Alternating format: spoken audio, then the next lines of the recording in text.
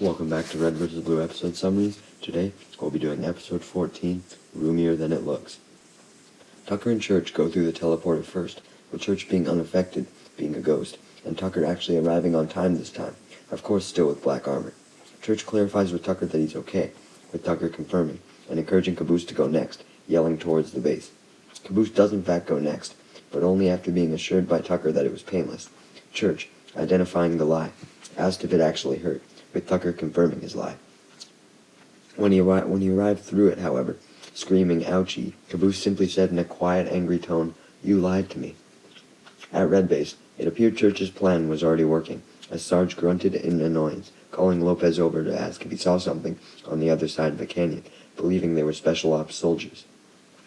Inside the base, Simmons and Griff were arguing on if both was pronounced both or both with an L. Simmons argued there was no L in it like the way Griff says it, but Griff argues his way makes sense, regardless of there being no L, stating Simmons sounds like such an ass the way he says it. Sarge then interjects in the argument, demanding Griff quit yammering and get his ass up to him, stating he needed help dealing with the Special Ops soldiers heading toward the base. Griff, focusing on the fact that there were multiple Special Ops, suggests that him and Simmons should both, with an L, have to help, pissing Simmons off with his pronunciation again, as he screams, "Both!" without an L. Sarge then makes fun of Griff's suggestion, sarcastically calling it another brilliant idea from the thinking tank, proving how stupid of an idea it is, as it would result in leaving Tex alone with no one to guard her, except herself and the honor system. Griff admits that Sarge made a good point, with Sarge just yelling back angrily, "Goddamn right it is!" demanding once more for Griff to get up to him, calling him a cupcake and threatening there was still time to paint a bullseye on his back, quickly lying by ensuring he meant camouflage, despite what he really meant. Griff sighed and gave up arguing, heading up to the top where Sarge and Lopez were. Meanwhile, Church was standing on a cliff looking through the sniper rifle, while in touch with Tucker and Caboose on the radio, who were currently crouched behind a rock. Church eventually spotted Griff going up to where Sarge was through the sniper rifle, and alerted Tucker about it through the radio, ensuring to repeat himself in case of exostatic, with Tucker responding, "Roger that." Church tried to continue talking, but Tucker couldn't make out what he said since Caboose was trying to get his attention, asking if he was actually talking to Church on the radio, stuttering while requesting him to tell Church over the radio that Caboose says hi. Caboose gets so annoying that Tucker tells Church to stop talking, since Caboose was talking to him so much, so he couldn't hear him, and demands Caboose to shut up. Church, still continuing to get a word in edgewise, listened to the bickering through the radio. That involved Tucker claiming he wasn't yelling, and just wanted to talk to Church and would tell him Caboose said hi later. Church turned off his radio when the bickering got to the point of Tucker denying Caboose's permission to talk to Church through his headset, angrily explaining it was impossible. Church could only sigh in reaction, in disbelief that he died for a war this stupid as he made his way towards Red Base. On top of Red Base, Griff was now looking through the sniper rifle, standing beside Lopez. He, annoyed, claimed he didn't see anyone, but eventually he spotted what he thought was one of the Special Ops soldiers, unaware that it was actually Caboose, who had come out of one of the rock's covers.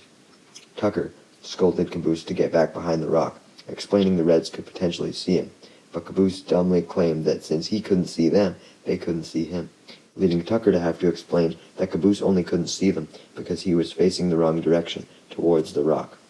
This at least convinced Caboose, and he's finally returned behind the rock. This understandably did not put an end to Tucker's annoyance, though, as he said, "Real smooth, dipshit." Sarge, standing behind Lopez, stated that he hadn't seen movement this coordinated since his early days in the military, unknowingly, only in response to seeing Caboose move out and back into cover. As for Church, he had been able to sneak into the base with all the Reds preoccupied, and being a ghost, possessed Sarge mid-sentence, causing him to scream, "Higa Hergurk." This made Griff and Lopez turn around, with Griff asking if Sarge was alright. Church, now in control of Sarge and doing his best, although bad, to mimic his accent, bitterly questioned Griff if he was talking to him. Griff, annoyed at the question, responded sarcastically that he was actually talking to Lopez, since that would be super rewarding, leading Lopez to punch him in the shoulder, leading Griff to respond, "Hey, what'd I tell you about that?" implying that Lopez had done that in the past. Church, trying to act more natural, explains that he's fine, and the Blues are just making him extra mad today, so mad that he could spit.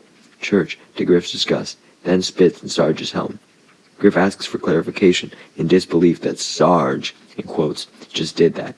And when Church confirms, he asks for permission to speak freely, which Church grants, not knowing that Sarge would have likely denied him, leading Griff to call out how fucking gross the spitting was. Meanwhile, back behind the rock, Caboose was driving Tucker insane, talking about how good of a time he was having acting like a real soldier for once, to the point where Tucker begged Caboose to hide behind a separate rock. Back inside Red Base, Church has made his way down to where Simmons and Tex were, still possessing Sarge. He greeted Simmons with, "What's up, yo?" causing obvious suspicion from Simmons, leading him to ask for an update on what was going on outside, stating it was a perfectly reasonable question to ask during war, which Church tried to brush off the question by asking why anything would be going on. Attempting to do so again, Church accused Simmons of being suspicious. Simmons was about to send the same accusation towards him in rebuttal, though, so Church then took action by hitting Simmons on the head with his gun. This knocked Simmons out cold, as he called out, "Oh geez, the back of my head." Tex angrily screamed in disbelief at first, questioning what Sarge was doing, leading Church to explain that he possessed Sarge in order to come rescue her, only explaining the possessing part when Tex accused him of being too short to be Church. He further summarized the whole plan, and everything that has happened since her capture, as he unpossessed Sarge to prove he was a spirit. Tex simply responded with, "Okay, pretty much all makes sense," to Church's annoyance, shocked that she didn't have a bigger surprise reaction to any of this, especially the fact that he was a ghost. Tex nonchalantly responded that it was obvious, as she could see right through him. Church then decides to cut off the conversation, possessing Sarge once again to begin their escape, causing Sarge to say "Herg."